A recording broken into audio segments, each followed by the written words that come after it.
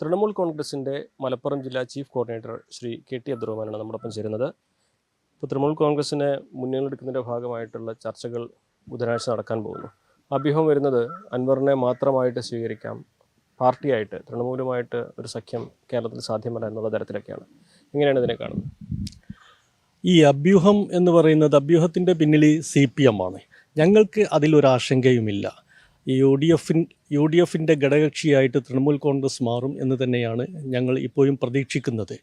പിന്നെ ആശങ്ക മൊത്തം CPM-നാണ്. CPM കരുതുന്നത് UDF പ്രവേശനം നടന്നാൽ, തൃണമൂലിൻ്റെ UDF പ്രവേശനം നടന്നാൽ അത് CPM-ന് അകത്ത് നിന്ന്, ഇടതുപക്ഷത്തിനകത്ത് നിന്ന് ഒരു വലിയ വിഭാഗം ജനങ്ങൾ തൃണമൂൽ കോൺഗ്രസിനൊപ്പം ചേരുകയും അത് UDF-ന് അനുകൂലമായിട്ട് വരികയും ചെയ്യുമെന്ന ഭയമാണ്, അവരാണ് ഈ റൂമേഴ്സിൻ്റെ പിന്നിലുള്ളത്.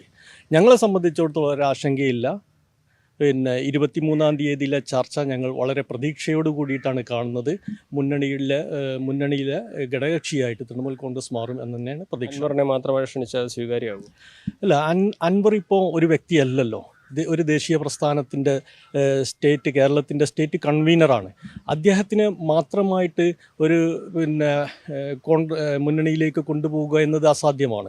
തൃണമൂൽ കോൺഗ്രസ് എന്ന ദേശീയ പ്രസ്ഥാനത്തിൻ്റെ ഭാഗമായ അൻവറും തൃണമൂൽ കോൺഗ്രസും മൊത്തമായിട്ട് പോകുന്ന ഒരു സാഹചര്യം ഏതായാലും ഉണ്ടാവുകയുള്ളൂ. അല്ലാത്തതൊന്നും നടക്കുന്നൊരു കാര്യമല്ല. അല്ലെങ്കിൽ കൈ കൊടുക്കില്ല എന്ന് തന്നെയാണ്.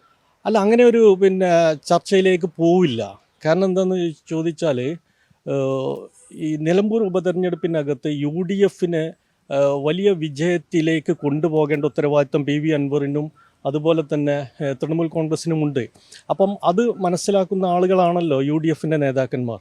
തീർച്ചയായിട്ടും അവർ അനുകൂല തീരുമാനം പറയും എന്ന് തന്നെയാണ് ഞങ്ങൾ പ്രതീക്ഷിക്കുന്നത്. പിന്നെ ഹൈക്കമാൻഡിൻ്റെ ഭാഗത്തു നിന്ന് ഇങ്ങനെ ന്യൂസ് വന്നു എന്നൊക്കെയാണല്ലോ പ്രചരണം.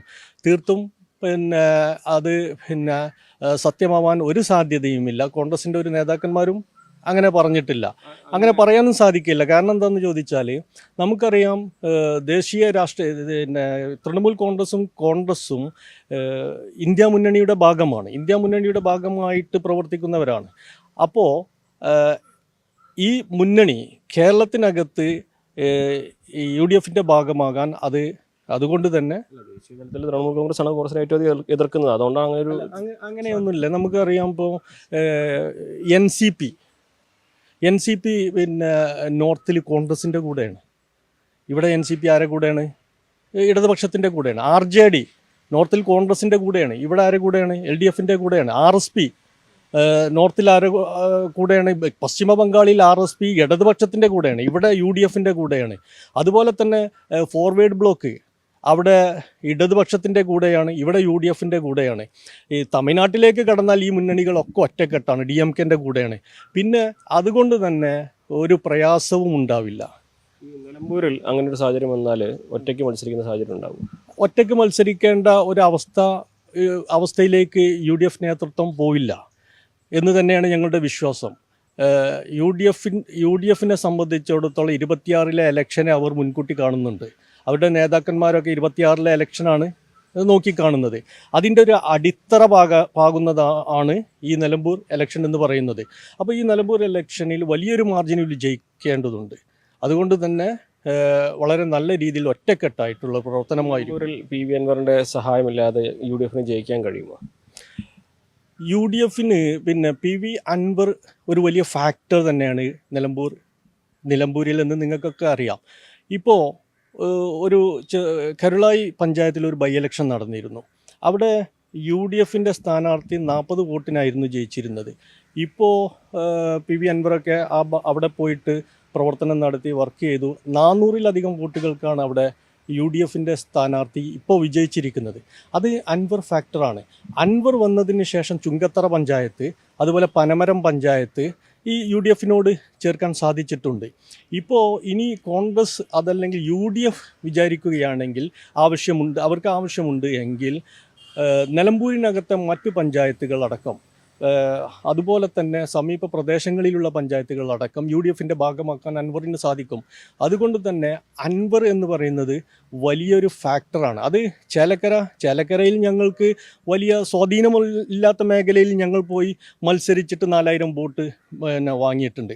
അതുപോലെ UDFിൻ്റെ രാഹുൽ മാങ്കൂട്ടത്തിൽ പാലക്കാട് വിജയിച്ചത് 18,000-ലധികം വോട്ടുകൾക്കാണ്. ഇതൊക്കെ അൻവർ പറഞ്ഞ രാഷ്ട്രീയത്തിന് കിട്ടിയ വോട്ടാണ് എന്നാണ് ഞങ്ങൾ മനസ്സിലാക്കുന്നത്. അത് ഇവിടെ നിലമ്പൂർ ഇലക്ഷനിലും ഉണ്ടാകും.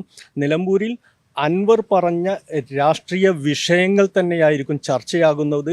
ആ അൻവർ പറഞ്ഞ രാഷ്ട്രീയ വിഷയങ്ങളിൽ CPM-ഉം ഇടതുപക്ഷവും തകർന്നടിയും എന്ന കാര്യത്തിൽ ഒറ്റയ്ക്ക് മത്സരിക്കാനുള്ള സാധ്യത തള്ളിക്കളയാൻ കഴിയും. അൻവർ ഒറ്റയ്ക്ക് മത്സരിക്കേണ്ട ഒരു സാഹചര്യം വരില്ല, ഒരിക്കലും വരില്ല. UDFിൻ്റെ ഭാഗമായിട്ട് നിന്നുകൊണ്ട് തന്നെ അവർ നിർത്തുന്ന സ്ഥാനാർത്ഥിയെ, കോൺഗ്രസ് നിർത്തുന്ന സ്ഥാനാർത്ഥിയെ, കൈപ്പത്തി ചിഹ്നത്തിൽ വരുന്ന സ്ഥാനാർത്ഥി ആരായാലും അവരെ വൻ ഭൂരിപക്ഷത്തിൽ വിജയിപ്പിക്കുക എന്നതായിരിക്കും ഞങ്ങളുടെ ദൗത്യം എന്ന് പറയുന്നത്. കേരളത്തിലെ സഖ്യസാധ്യത തള്ളാതെ തന്നെയാണ് തൃണമൂൽ കോൺഗ്രസിൻ്റെ പ്രതീക്ഷകൾ. നിലമ്പൂരിൽ ഒറ്റയ്ക്ക് മത്സരിക്കേണ്ട സാഹചര്യം വരില്ല എന്നും അവർ പ്രതീക്ഷ പങ്കുവയ്ക്കുന്നു. അഖിലോട്ട് പാറയ്ക്കൊപ്പം CV അനുമോദ്, ന്യൂസ് 18.